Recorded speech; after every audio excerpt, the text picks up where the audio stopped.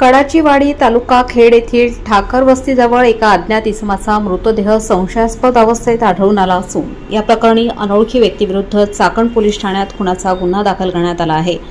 या घटनेमुळे परिसरात एकच खळबळ उडाली आहे।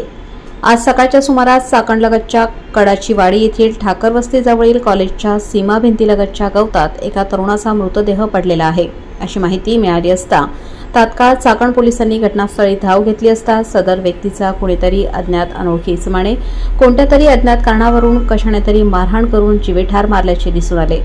मृत इसमाची ओळख अद्याप पटलेली नसून तो अंदाजे 30 ते 35 वर्षांचा आहे। अंगावर आकाशी रंगाचा टी-शर्ट, काळ्या रंगाची जीन्स, काळा बेल्ट असा आहे। सदर इसम कोणाच्या ओळखीचा असल्यास तात्काळ पोलीस स्टेशन चाकण यांना संपर्क करावा अशी माहिती चाकण पोलीस ठाण्याचे वरिष्ठ पोलीस निरीक्षक संजय सोळंके यांनी दिली आहे। पंचनामा करून मृतदेह शवविच्छेदनासाठी रुग्णालयात पाठवण्यात आला आहे।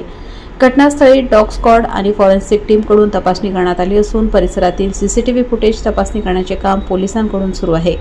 काही संशयास्पद हालचाली आढळल्या असून त्या अनुषंगाने तपास पुढे नेण्यात येत आहे।